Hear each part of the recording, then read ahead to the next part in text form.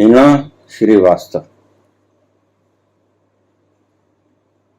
बहुत से सवालों के हमें जवाब नहीं चाहिए। बहुत से सवालों के हमें जवाब नहीं चाहिए। सुकून चाहिए, जिंदगी का हिसाब नहीं चाहिए। सुकून चाहिए, जिंदगी का हिसाब नहीं चाहिए।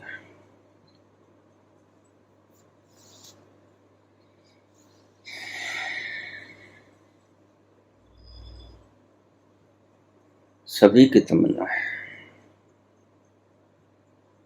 संसार में कौन सा ऐसा प्राणी है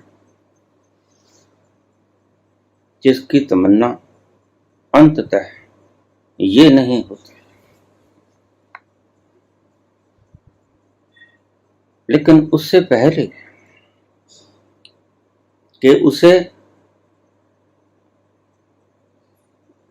असली जरूरत का पता चले, ठोकरें बहुत खाता है, भागता बहुत है, दौड़ बहुत लगाता है, परिश्रम बहुत करता है, गुरु टटोलता है, द्वार द्वार पे जाके दरवाजे खटखटाता है। मन बड़ा वहमी है, मन तुम्हें अपने जाल में फंसाए ही रखता है। ये जो छोड़ आए दरवाजा, ऐसा नहीं कि कहीं वहीं हो, जरा देख आना चाहिए था। मन का स्वभाव है।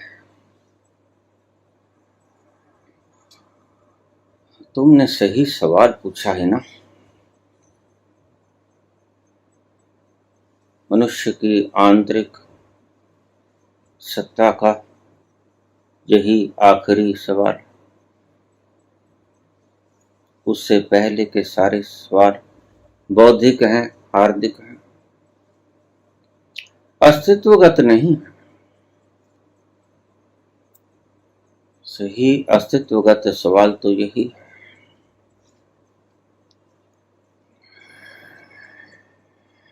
बहुत से सवालों का हमें जवाब नहीं चाहिए। सुकून चाहिए, जिंदगी का हिसाब नहीं चाहिए। काश तुम्हारे अंतस में कहीं ये बात चीर कर उतर जाती और तुम्हारी उस प्रज्ञा को छू लेती जहां शांति ही शांति है, सुकून ही सुकून है।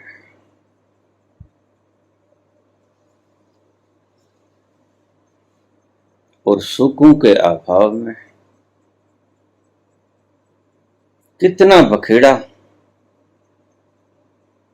तुम खड़ा किए जाते हो, दौड़ते हो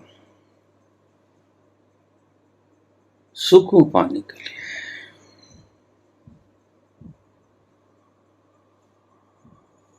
मुझे लोग कहते हैं, बाबा कोई ऐसा रास्ता जिससे सांसारिक, भौतिक और आध्यात्मिक दोनों प्रकार के सुख मिल सके। मैं कहता हूं एक ही तरीका है, अपने अंतस में उतर जाओ, वहां दोनों मिलेंगे। अस्तित्वगत सुख भी मिलेगा और जो मांगोगे वो ही मिलेगा। जो मांगू ठाकुर अपने तन, सोई सोई देव।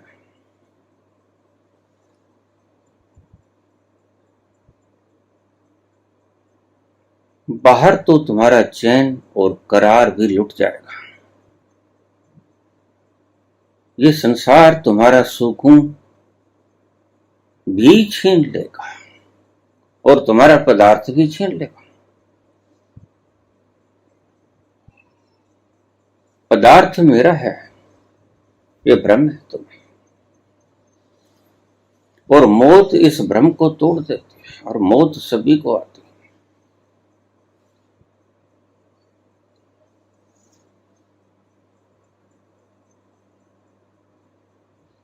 सुकून चाहिए, जिंदगी का हिसाब नहीं चाहिए।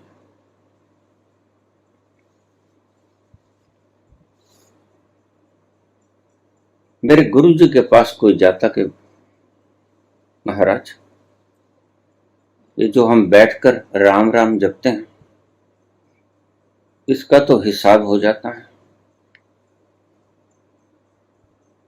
माला फेर लेते हैं, लेकिन ये चलते फिरते, आपने कहा बस में जाते, सफर करते, नहाते धोते राम राम करते रहो, इसका हिसाब कैसे लगता है?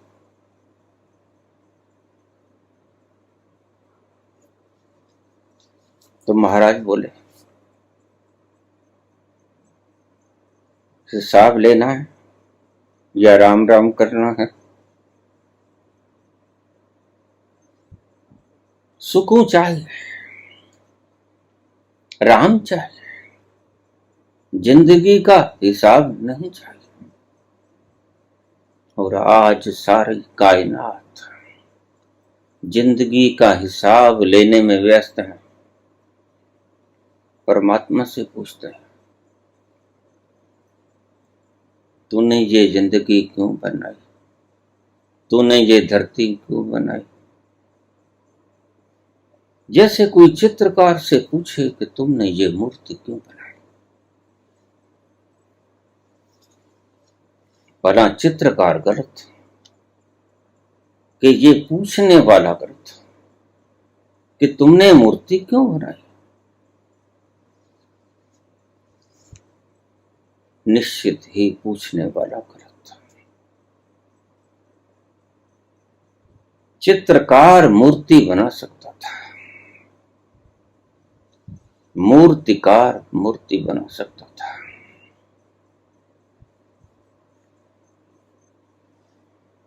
चित्रकार चित्र बना सकता था, उसमें संभावना थी, शक्ति थी, सामर्थ्य थी, उसने बना दिया। तुम कौन होते हो पूछने वाले?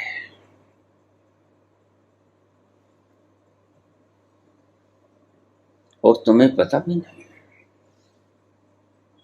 कि जिस चित्रकार से तुम पूछ रहे हो कि ये चित्र क्यों बनाया, तुम भी उसकी चित्रकारियों में से एक हो। ये भूल जाते हो। मेरे पास मित्र आ जाते हैं, बाबा जिंदगी बड़ी कठिन है, जो परमात्मा ने क्यों बनाई? मैंने कहा परमात्मा को छोड़ो, उसने तो बना दी, वह बना सकता था, बना दी। और अगर तुम्हें अच्छी नहीं लगी तो पिछले दरवाजे से खिसक लो, रास्ता दूसरा भी तुम्हारे लिए खुला। कौन रोकता है? अभी रात्रि को ही बाबा मुझे कह रहे थे, भोलेनाथ कि बाबा तुम्हारा काम खत्म हुआ, अब तुम आ जाओ।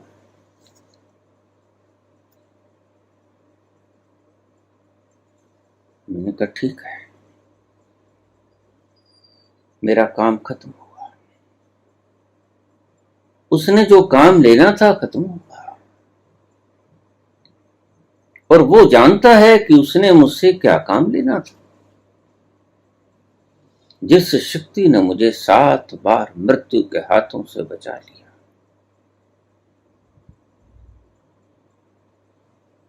और फिर वो कहते हैं कि मैंने किसी प्रयोजनवश तुम्हें जिंदा रखा और अब तुम्हारा काम पूर्ण हुआ।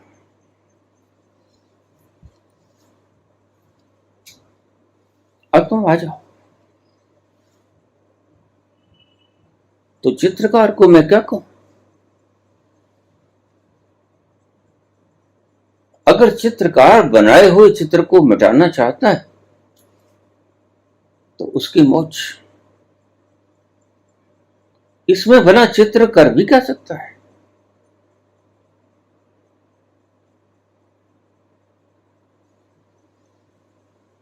सुकून चाहिए। और सारी दुनिया तुम्हें सिखाती है कि तुम बेचैन कैसे हो जाओ।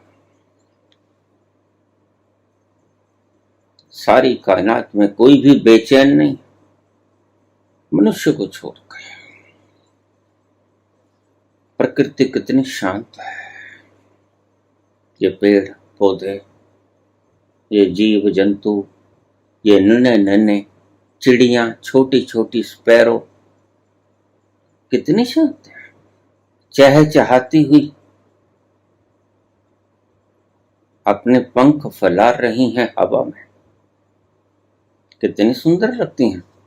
एक आदमी ही है जो बदसूरत लगता है।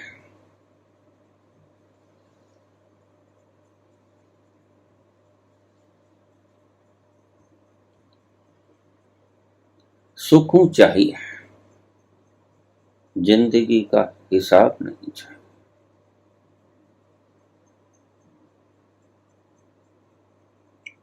हिना, तुमने मनुष्य की आंतरिक जरूरत को अपने शब्दों में बखान कर दिया। आंतरिक, अंतस की अनिवार्य जरूरत है सुकून। और तुम अपनी जिंदगी के साथ अन्याय नहीं कर पाते। तुम जिंदगी को सदा ही धोखा देते रहे। जिंदगी को उथल पुथल कैसे हो जाए, हलचल कैसे मच जाए, बेचैन कैसे हो जाओ तुम, तुम्हारा करार कैसे छिन जाए। तुम जो आज कर रहे हो, जाने अनजाने तुम्हें इन्हीं दिशाओं में ले जा रहा है, तुम्हें पता नहीं।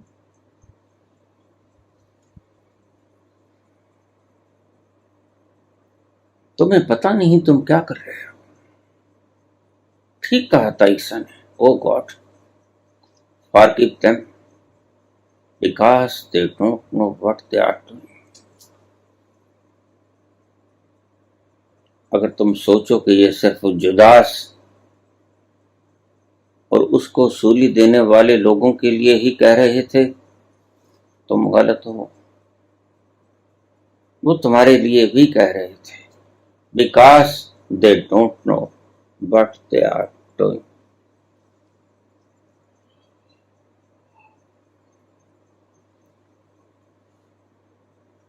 वो जानते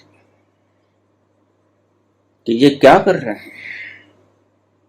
ये तुम्हारी अज्ञानता या कह लो अनभिज्ञता तुम्हें कहां से कहां ले आई। कहां वो परमात्मा का बहता हुआ झरना, शीतलता लपेटे हुए, कुमारी से युक्त, परम सुगंधी से युक्त। बागवान ने आपके लिए एक बाग तैयार किया जिसमें तरह तरह के फूल लहरा रहे थे। ऐसी सुंदर सृजना उसने की और तुम पूछते हो कि उसने ऐसी सृजना क्यों की। तुम्हें अधिकार तो नहीं है, लेकिन अनधिकृत रूप से तुम पूछते हो कि उसने इस सृष्टि का निर्माण क्यों किया।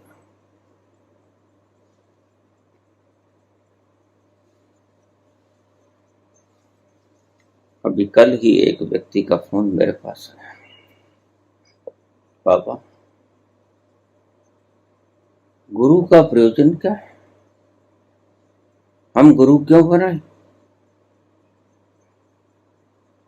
उनका गुरु का बड़ा बृहद प्रयोजन है जो संसार तुम्हें नहीं दे सकता, वह गुरु तुम्हें दे जाता है। गुरु का प्रयोजन है तुम्हें बता देना कि परमात्मा है और इससे बड़ा प्रयोजन कोई होता ही नहीं। तुम दुखी हो, सवालात के घेरों में जकड़े हुए हो, प्रश्नों की जंजीरों में जकड़े हुए हो, अपनी स्वतंत्रता का नाश कर रहे हो और दुखी होते हुए तुम चिल्लाते हो परमात्मा पे कि परमात्मा तूने सृष्टि का निर्माण क्यों किया। उसकी बात छोड़ो। अगर तुम में सामर्थ्य है तो तुम निर्माण करो, और अगर उसकी बनाई सृष्टि अच्छी नहीं लगी तो एक पीछे का दरवाजा खुला है सदा। बहुत से लोग जिन्हें ये सृष्टि या सर्कमस्टेंस अच्छे नहीं लगते, पिछले दरवाजे से मुद्दतों से निकलते आए हैं, कभी रोका नहीं गया। तुम भी निकल सकते हो। उसके ऊपर सवालात न करो कि उसने इस सृजना को क्यों किया। वह कर सकता था, इसलिए किया। अगर तुम कर सकते हो तो तुम करो। कहानी है कि विश्वामित्र ने अपने स्वर्ग का निर्माण खुद कर दिया था।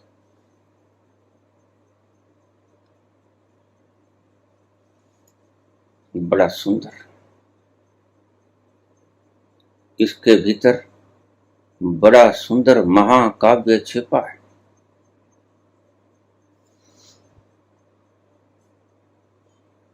तुम भी विश्वामित्र हो,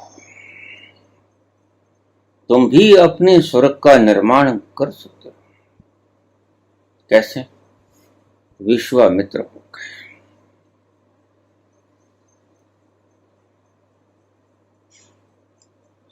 विश्व को मित्र बना गए।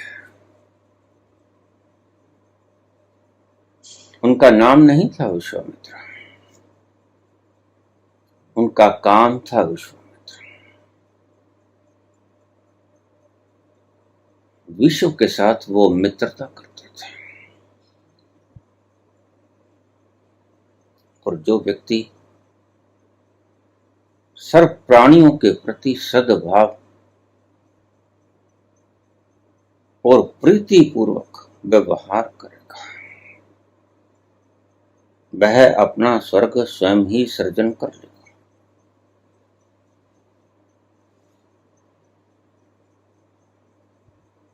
वह बनाना जानता था, उसने बना दिया। और तुम्हें शायद पता नहीं, उसने इतने प्रेम से निर्माण किया सृजना का कि जो सारी सृजना अविलंब खड़ी है, अवलंबन रहित खड़ी है। तुम्हें अवलंबन रहित लगती है, लेकिन जब संत पुरुष इसके अंत में उतरता है और अपने अस्तित्व में जाता है और फैलता है, सारे अस्तित्व में फैल जाता है, तो पाता है कि प्रेम का एक सूत्र है, प्रेम का एक धागा है, जिससे उसका जर्रा जर्रा बंधा हुआ है, तुम्हें नजर नहीं आता। अगर वो प्रेम की संरचना न करता तो इतनी कायनात बंधित नहीं। इतनी कायनात बंधी है सिर्फ एक ही सूत्र से, और उस सूत्र को तुमने समाप्त कर दिया है। वो सूत्र है प्रेम।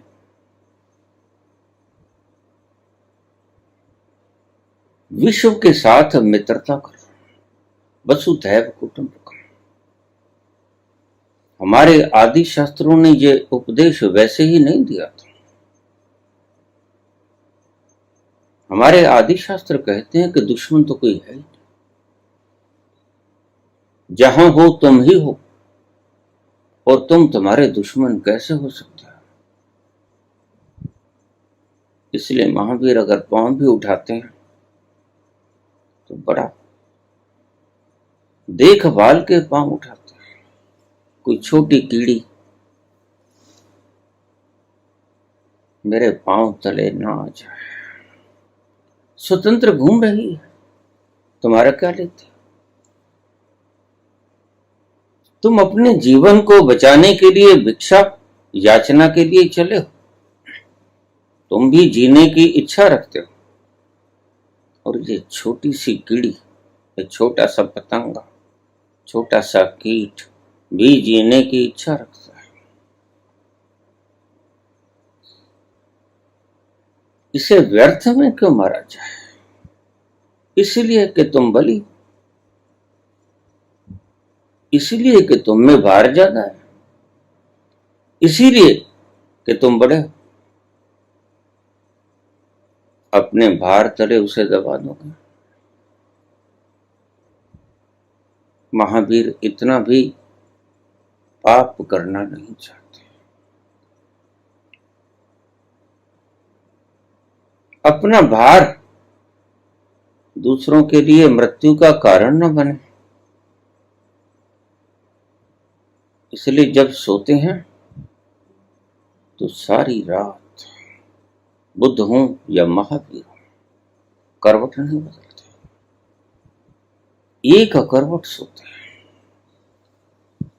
बुद्ध को किसी ने पूछ लिया, उसके बड़े भाई आनंद ने पूछ लिया, बनते प्रभु मैं देखता हूं जब भी उठता हूं तो आप उसी करवट सोए मिलते हैं, क्या रहस्य है इसमें? तो बुद्ध बोले, आनंद कोई गलती से छोटा कीड़ा, कीट आश्रय स्थल समझकर मेरे शरीर के नीचे विश्राम की अवस्था में पड़ा और मैं करवट ले लूं और उसकी मृत्यु हो जाए।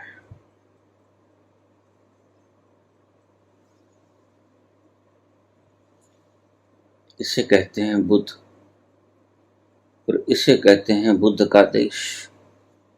ऐसे विलक्षण व्यक्ति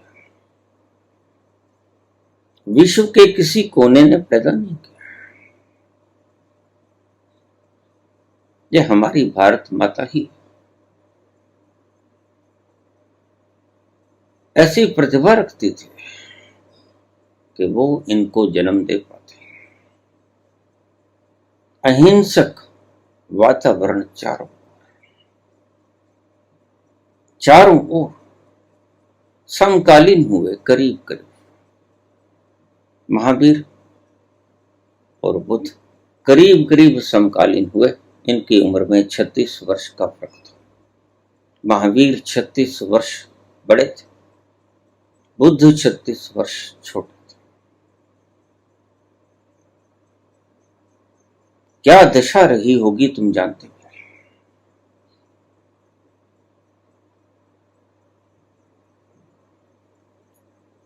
उस वक्त हवाएं कैसे लहराती होंगी अहिंसा के झंडे उठाकर। कितनी खुशबू होगी उन हवाओं में, कितना आनंद होगा उन हवाओं की बहने में।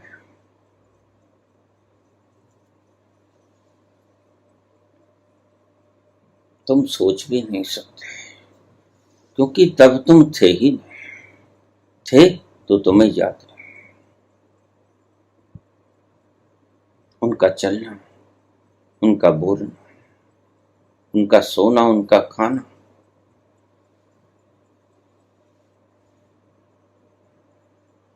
बिल्कुल तुम्हारे से जुदा था। देखने में वो तुम जैसे लगते थे, लेकिन उनकी जीवन शैली तुमसे बिल्कुल विपरीत थी।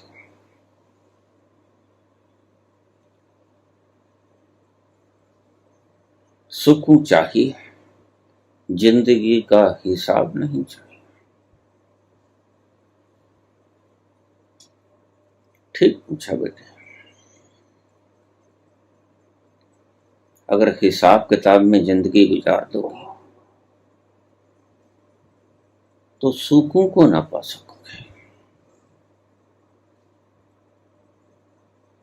और सुकून के वास्ते तुमने कितने जीवन खराब नहीं किए।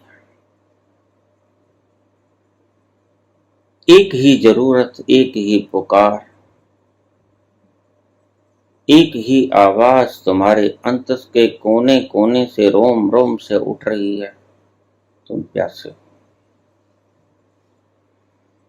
तुम प्यासे हो, सुकून के प्यासे हो।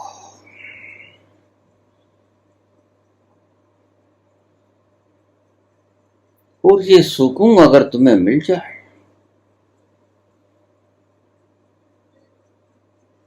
तो फिर तुम्हें और किस चीज की जरूरत रहेगी।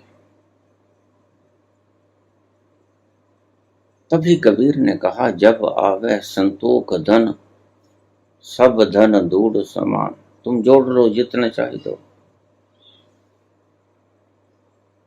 बिल्डकों के अंबार लगा दो, दास दासियों के अंबार लगा दो, धनों के पहाड़ हिमालय खड़े कर दो,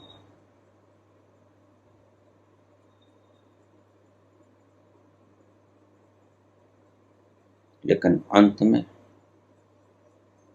माटी का ढेला हो जाता है सब।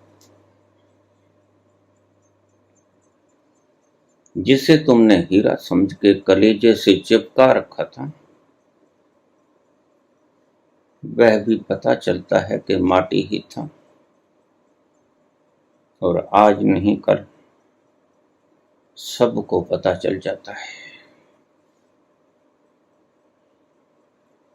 माटी ही था।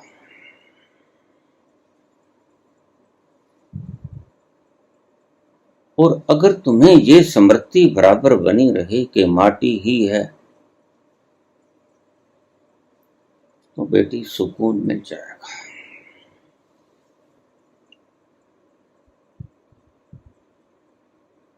एकांत में बैठ जाओ। सुकून चाहिए, जिंदगी का हिसाब नहीं चाहिए। और मेरी इस बात को आप लिख लो हृदय के ऊपर, मनस पटल पे लिख लो। सुकून ना बाहर है, ना बाहर के किसी पदार्थ में। सुकून है तो तुम्हारे अंतस में है। तुम्हारे अंतस के अलावा सुकून का कोई क्षेत्र ही नहीं, और तुम उसे बाहर ढूंढते हो। और तुम अलग अलग तर्क देते हो, और तुम्हारे तर्क ठीक भी लगते हैं, लेकिन तुम भूल जाते हो कि तर्क आवश्यक रूप से सत्य हो, ये जरूरी तो नहीं। तर्क तो दुधारू तलवार होता है, जिधर जाएगा काटेगा, और धार दोनों तरफ बड़ी तेज है। तर्क की कसौटी के ऊपर सत्य को कसा नहीं जा सकता।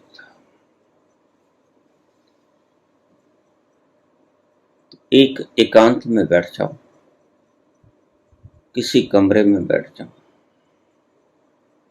एक बात को हृदय में बसा के रखो,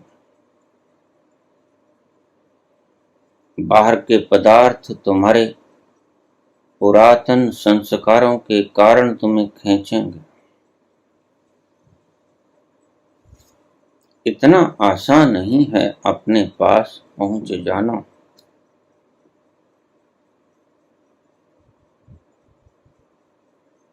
आसान होता तो कभी के पहुंच गए होते।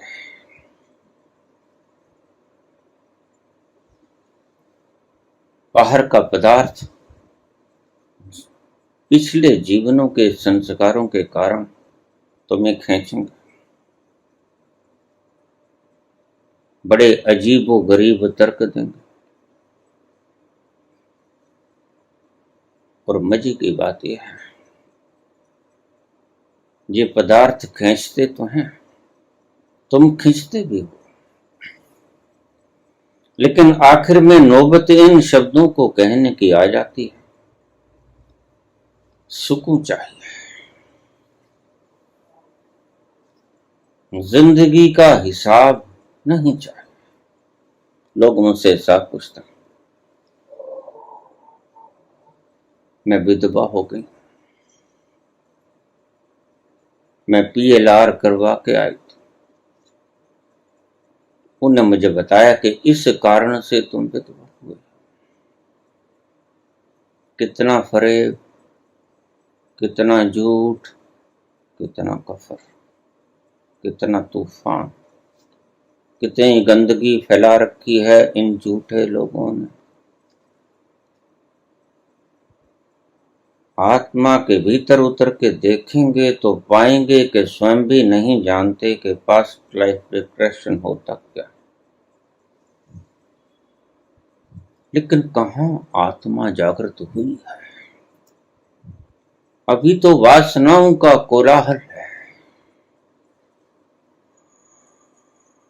अभी तो वासनाओं के तूफान की अंधेर गर्दी है, अभी तो वासनाएं तुम्हें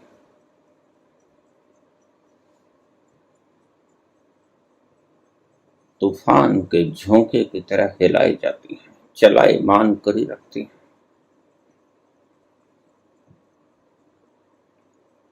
ये लोगों को बताते हैं। जब किसी को कोई धंधा नहीं मिलता, necessity is the mother of invention,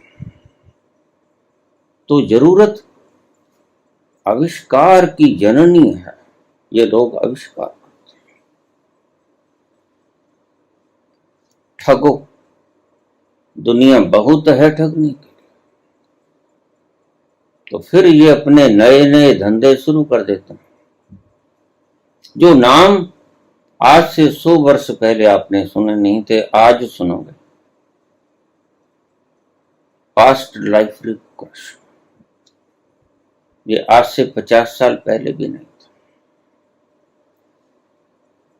और इन लोगों को तथ्यों का पता नहीं। तुम किसी दूसरे के कर्मों में झांक ही नहीं सकते। प्रकृति ने ये व्यवस्था बड़ी मजबूत व्यवस्था बनाई है, अन्यथा कोई भी किसी के मन के भीतर झांक लेता, और तुम इस जन्म में ही नहीं झांक सकते। और 2 जन्मों के भीतर जितनी मोटी दीवार होती है, वह तो तुम स्वयं भी नहीं तोड़ पाते, दूसरा क्या तोड़ेगा। उसकी चाबी तुम्हारे पास। किसी भी व्यक्ति ने अगर पिछले जन्म में जाना है तो उसे खुद ही जाना होगा। ये लोग तो वैसी बात कर रहे हैं कि आप मर जाओ, स्वर्ग हमें मिलेगा। ऐसा होता है क्या कि मरे कोई स्वर्ग जाए कोई? ये पास्ट लाइफ रिग्रेशन करने वाले लोग बिल्कुल यही काम कर रहे हैं और झूठ बोलते हैं। इनको पता नहीं। कभी गाहे बगाहे तुम थक गए, जिंदगी में हिसाब लगाते लगाते एक मरहला आएगा जब यही शब्द तुम्हारे भीतर से उठेंगे, सुकून चाहिए, जिंदगी का हिसाब नहीं चाहिए। फिर तुम्हें कोई संत कहेगा कि एक कोने में बैठ जाओ, अपने भीतर उतरो, और फिर तुम कहोगे ये हलचल काहे की, ये तूफान काहे का, ये दुख और दर्द के आंधियां कहां से चल रही हैं, मैंने तो ऐसा कुछ नहीं किया। लेकिन तुम भूल गए, भूलना व्यक्ति का स्वभाव है। तुम भूल गए कि तुमने ही किया था। जब भी तुम्हारे ऊपर कोई कष्ट आए, कोई दुख आए, पहला सूत्र तुम्हें दे दूं, भूल मत जाना कि ये दुख मुझे फला के कारण मिला है। फला ना होता तो मुझे ये दुख ना मिलता। ये सोच लो कि अगर मैं ही ना होता तो फला दुख किसको देता। ये नहीं सोच सकता था। तुम कहते हो कि फला ना होता तो मुझे दुख कौन देता। जरा ये सोच लो एक बार कि अगर मैं ही ना होता तो फला दुख देता किसको। बस यही मूल चाबी है तुम्हारे ताले को खोलने। बुद्ध के ऊपर थूक जाता है, लेकिन बुद्ध गैर मौजूद होते हैं, बुद्ध होते ही नहीं। और जो व्यक्ति रिएक्शन करता है वो होता है, और जो व्यक्ति तीव्र रिएक्शन करता है वह ज्यादा होता है। और जो व्यक्ति इतनी तीव्र रिएक्शन करता है, तूफानों की तरह छा जाता है, रिएक्शन करते वक्त बात तो कुछ भी नहीं होती। मेरे पास रोज कमेंट आते हैं, बाबा मैंने किसी का खेत उजाड़ दिया, पछता रही हूं। पता है कि पश्चाताप बाद में आएगा। एक ही सिक्के के दो पहलू।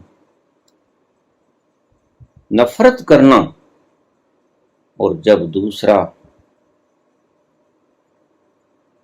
कॉइन का दूसरा साइड आएगा तो प्रायश्चित भी आएगा। ये जरूरी है क्योंकि सिक्के के दो पहलू हैं। लेकिन तुम कर्म करते वक्त एक ही पहलू को समझ बैठती हो कि बस सिक्के का पहलू एक ही, दो पहलू। अगर तुम क्रोध करोगे तो निश्चित है, क्रोध करके देख लो, क्रोध की अग्नि में जल के देख लो, पाओगे कि नुकसान तुम्हारा ही हुआ। न जाने कोई आगे बुद्ध बैठा हो, कोई शंकर बैठा हो, न जाने कोई आगे महावीर बैठा हो, कोई कबीर बैठा हो, कोई नानक बैठा हो, तो तुम क्या करोगे।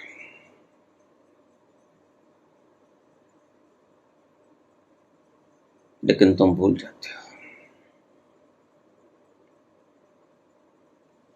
एक कमरे में बैठ जाओ, शांत होने की कवायद में कुछ न करो, ऐसे छोड़ दो जैसे गंदले पानी को तुम किसी पात्र में भरकर छोड़ देते हो। मिट्टी मिले हुए पानी को, मट मैले पानी को किसी पात्र में रखकर छोड़ दो और एक प्रयोग करके देखना। 24 घंटे उसे पड़े रहने देना। तुम पाओगे कि स्वच्छ पानी शीशे की तरह ऊपर रह गया और माटी नीचे बैठी हुई साफ दिखती है। माटी बाहर है, पाप भी बाहर है। पाप भूमि से भारी, भूमि नीचे बैठ जाती है और स्वच्छ जल ऊपर दिखेगा और मिट्टी साफ दिखेगी। बस आपका मन इसी तरह है। आपका मन दूषित है, इस मिट्टी मिले हुए पानी की तरह गंदला है, और तुम कहते हो ये साफ कैसे हो जाए। इसको साफ करने की यही तकनीक है। इसके साथ छेड़छाड़ मत करो, इसको एक तरफ रख दो। कुछ साधने की जरूरत है। बच्चों की तरह इसमें बार बार हाथ ना घचोलो। अगर हाथ घचोलोगे तो फिर मिट्टी नीचे नहीं बैठेगी, उसको अकेला छोड़ दो, एक एकांत के कोने में बैठ के अपने आप को ढीले छोड़ दो। Relax your self, totally relax your self, छोड़ दो। बस ऐसे बैठ जाओ जैसे हम मर गए, जस्ट लाइक डेड बॉडी, मृत व्यक्ति की तरह। हमने अब कुछ नहीं करना है, और तुम पाओगे कुछ घंटों के बाद उस पानी को देखने जाओगे, 24 घंटों के बाद अगली सुबह, तो पाओगे कि माटी नीचे बैठ गई और वो स्वच्छ और शुद्ध पानी शीशे की तरह ऊपर है। ये हो ही नहीं सकता कि माटी उससे अलग ना हो। इस माटी को, इस गंदले मन को अगर निर्मल करना है तो यही है ढंग। इससे छेड़छाड़ न करो, और तुम्हारा कोई भी तरीका, तुम्हारी कोई भी पद्धति, विज्ञान, भैरव तंत्र की 112 विधियां, सब इस मन से छेड़छाड़ करने के उपाय। पानी गंदला होता है, गंदला ही रहेगा अगर तुम इसमें गचोल मारते रहोगे हाथों। करके देखो, 112 विधियों में से जो आपको अच्छी लगती है करके देखो, तो फिर संतों ने इसे बनाया। मैं सदा ही इस बात का जवाब दिया करता हूं, जो बच्चा ये ना माने कि मैं तो ये करूंगा ही करूंगा, तो उसको फिर उसे कर ही लेने दो।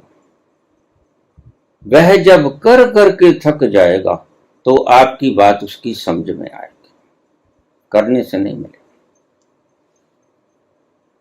फिर वो अकरने में उतर जाएगा, अकर्ता में उतर जाएगा। उससे पहले अगर बात बच्चे के दिमाग में नहीं आ रही तो उसे कर ही लेने दो। तुम उस बच्चे के समान,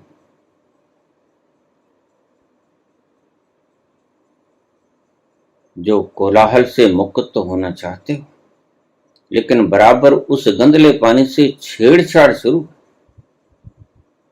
गंदले पानी से छेड़छाड़ करते रहोगे तो पक्का है पानी गंदला ही रहेगा, वह निर्मल नहीं होगा। और कबीर कहते हैं, कबीरा मन निर्मल भयो जू गंगा को। पाछे पाछे हरि फिरै कहत कबीर कबीर।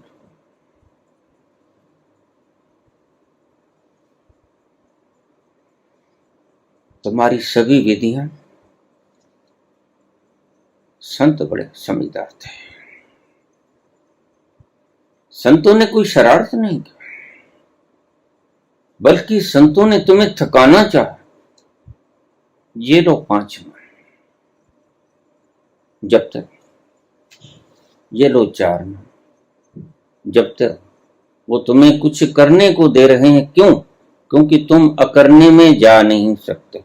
तुम्हारा मन कुछ न कुछ करने को बेताब है हर पल। तुम्हारा मन उस भूत की तरह है जो खाली नहीं बैठ सकता। फिर कोई बांस गाड़ना ही पड़ेगा धरती में, और तुम्हें थकाना ही पड़ेगा कि ये लो इस बांस के ऊपर चढ़ते रहो, उतरते रहो। यही कुछ गुरुडम कर रहे हैं।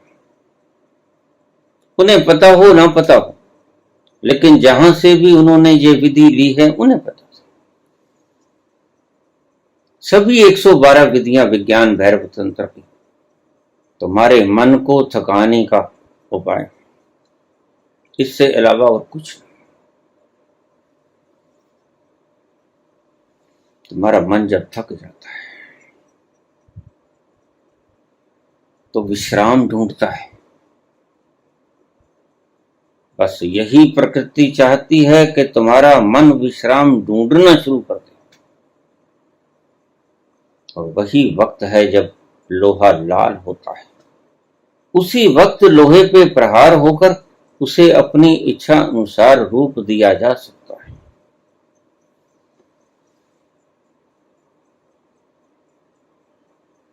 लेकिन लोहा लाल कैसे होगा? तुम्हारे कर करके थक जाने से। तुम्हारे मन का स्वभाव है हर पल हर घड़ी कुछ करते रहना। लेकिन काश तुमने कभी नए करने का स्वाद भी चखा होता। नए करने का स्वाद अभी तक तुम्हें किसी ने सिखाया नहीं। काश तुम करने से न करने में उतर गए होते, सभी विधियों को छोड़ दिया होता। जो तुध पावे।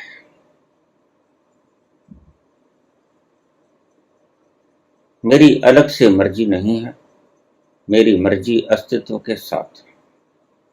मैं अस्तित्व का अभिन्न अंग हूं और हो भी। और सत्य को अगर न भी जानते हो तो उसको मान लेना कोई अपराध नहीं होता। मेरे इन शब्दों को फिर से नोट कर लेना।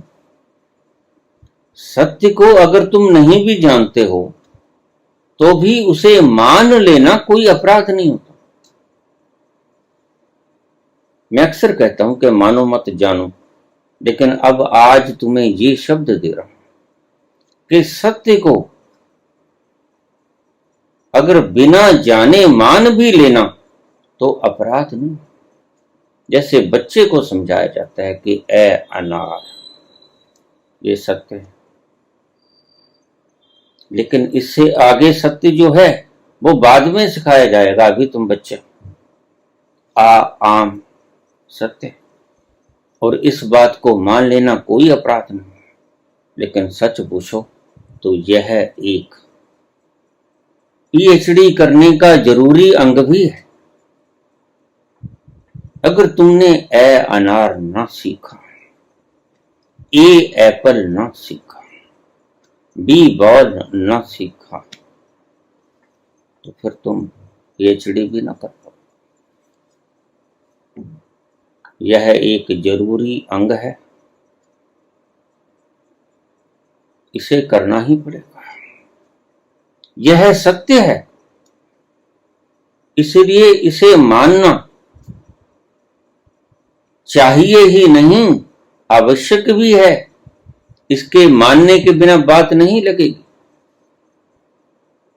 तो जो हम रोज कहते हैं कि मानना मत, जानना, वह उस ईश्वर के बारे में कहते हैं जो जाना जा नहीं सकता।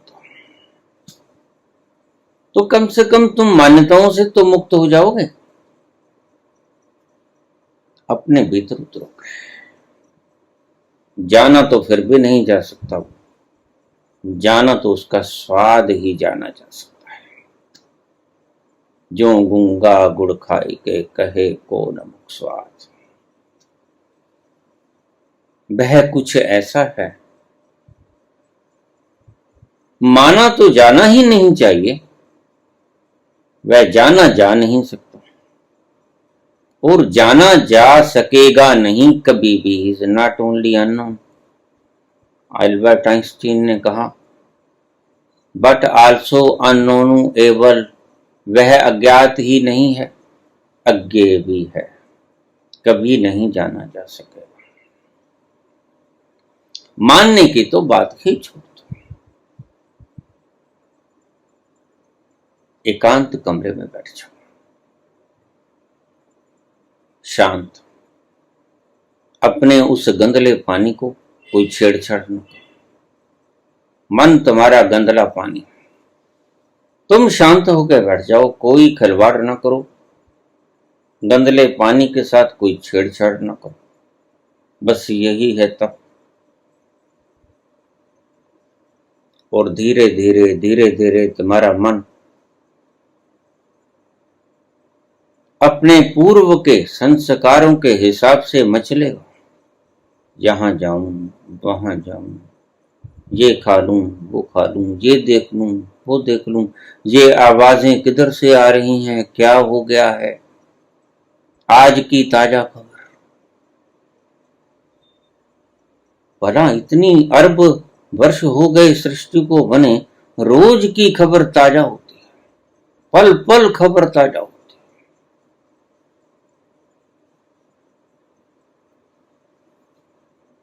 आज की ताजा खबर क्या है, और तुम्हारा मन फौरन भागता है उधर, देख लें जल्दी से कि आज की ताजा खबर क्या है।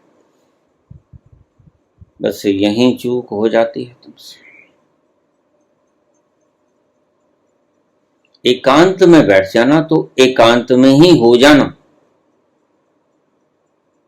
फिर तोड़ लेना सारे संसार से अपने सारे बंधनों को, अपने सारे संबंधों को।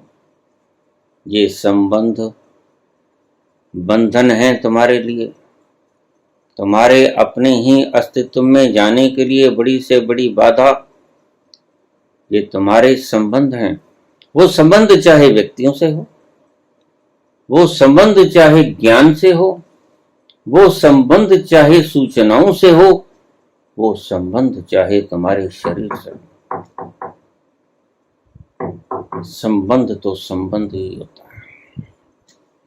इसको दूसरे शब्दों में आइडेंटिफिकेशन भी कहते हैं। सभी संबंधों से पार तुम्हारा कुछ भी नहीं। अपने आप को छोड़ दो, जैसे मुर्दा हो जाता है उसका कोई संबंध रह जाता है, तुम्हारा कोई उससे संबंध रह जाता है, बस जितना संबंध था पूरा हो गया। और वही व्यक्ति जिसके बिना तुम एक क्षण रह नहीं सकते थे, जल्दी करके बांध लो इसको, संस्कार कर दो, ले चलो शिव भूमि में। संबंध कब टूट जाए कोई पता नहीं, इसलिए इससे पहले कि टूट जाए तुम खुद ही क्यों नहीं तोड़ लेते, तुम खुद ही तोड़। मैंने एक सूत्र बताया था कि रात को जब सो, अक्सर ही मैं इसे किया करता था, तो मैं ये सोच लेता था और पूर्ण हृदय से सोच लेता था कि बस अब सुबह नहीं उठूंगा, जो कुछ करना धरना होता था सब कर लूं, मैं कोई काम पेंडिंग नहीं जोड़ता था। ऐसे सोता था जैसे बस अब सुबह उठना जरूरी भी नहीं है और सुबह मैं उठूंगा भी नहीं। और यही एक सोच मुझे सुबह इतनी फ्रेशनेस दे जाती थी जितनी आपको ध्यान की अवस्था देके जाती है। सब धूल धुआं सब साफ हो जाता था, जैसे तेज तूफान आया, तेज बारिश आई हो और उसने पत्तों की सारी धूल तमाश खत्म कर दी हो और पत्तों को नहला दिया। अपने आप को छोड़ दे। फिर तुम कहोगे फिर क्या करें, बस फिर करने को क्या रहेगा। मरने के बाद कभी पूछा है कि फिर क्या करें, फिर तो दूसरे ही करते, फिर कुछ नहीं करना। जब गए तो गए, छोड़ दो, फिर कुछ नहीं करना है। हिसाब किताब मत पूछो। अगर सुकून चाहिए है तो, और एक सुकून का छोटा सा फार्मूला मैं सदा से ही बताता रहा हूं, कुछ न करो, उन पलों में कुछ ना करो जब तुम अपने आप तक पहुंचना चाहते हो। लेकिन तुम तो जब संसार की भी तमन्ना रखते हो तब भी तुम्हारे हाथ में माला रहती है।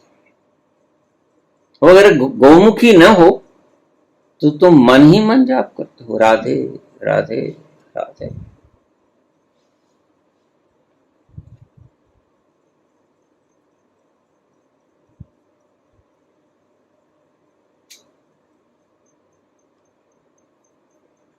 ऐसा ही करते करते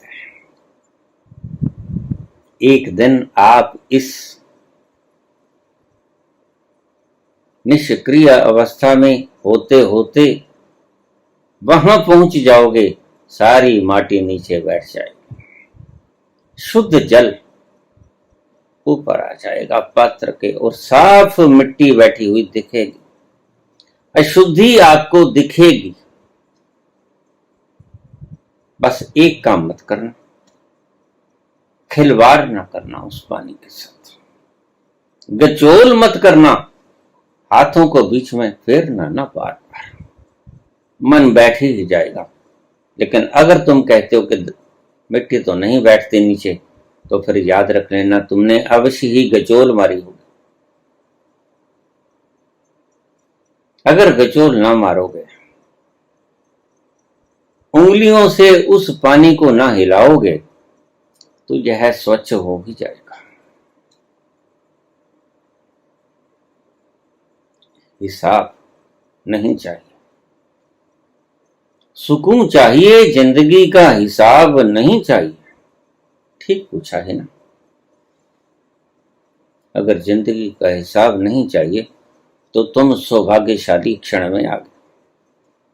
यही है सौभाग्यशाली क्षण। तुम हिसाब ही मांगते फिरते हो सभी से। अगर उसने ऐसा किया तो फिर ऐसा क्यों किया? अगर वो न्यायकारी है तो फिर दयालु कैसे हो गया?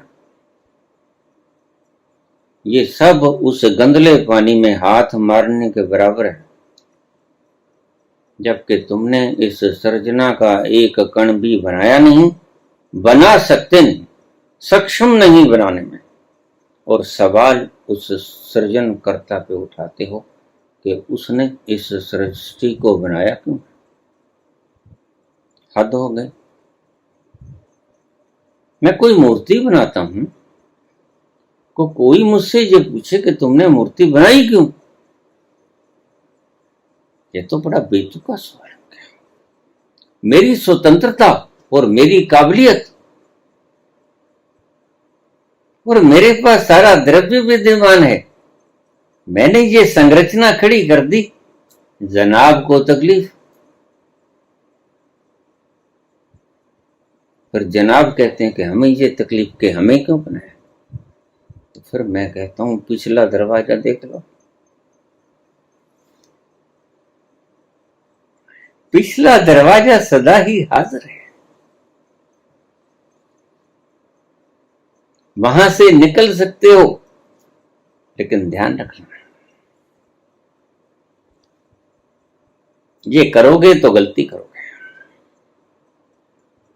तुम विश्वामित्र भी बन सकते हो, तुम अपने स्वर्ग की निर्मित स्वयं भी कर सकते हो, और सही पूछो तो अपने स्वर्ग की निर्मित तुम ही कर सकते हो, जिसे तुम कहते हो कि सुकून चाहिए। और सिर्फ तुम ही नहीं चाहते, किन्हीं एकांत लम्हों में उतरकर देखना, तुम पाओगे कि सभी चाहते हैं। जो जो बैठेगा एकांत में, वो सभी चाहेगा कि सुकून चाहिए। पदार्थों का क्या करना है? रोटी 3 खा लोगे, 5 खा लोगे, 10 खा लोगे, और क्या करोगे? 2 बार खा लोगे, 10 बार खा लोगे, और क्या करोगे? पदार्थ जरूरत के लिए ही होते हैं। दिल अपनी तलब में सादिक था, घबरा के सुबह मतलूब गया, दरिया में से मोती निकला था, दरिया ही में जाकर डूब गया।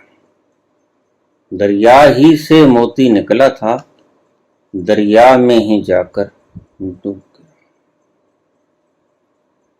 करने कराने को यहां कुछ नहीं। जहां सुकून है वहां जाने के लिए तुम्हें कुछ नहीं करना पड़ता। क्यों? क्योंकि वो तुम खुद ही तुम ही हो। और ये शास्त्र के वचन अहम ब्रह्मस्मि, एको ब्रह्म द्वितीयो नास्ति, शिवो हम, यह पागलों के वाक्य नहीं, यह प्रबुद्ध व्यक्तियों के वाक्य हैं, उन ऋषियों के, उन मनुष्यों के शब्द हैं जिन्होंने उस तल पर जाकर अपना स्वयं देख लिया। दरिया से ही मोती निकला था, दरिया ही में जाके डूब गया। तुम जब तक वहां नहीं पहुंचते जो तुम्हारा आगाज सतल है, तुम्हें सुकून नहीं मिलेगा। धन्यवाद।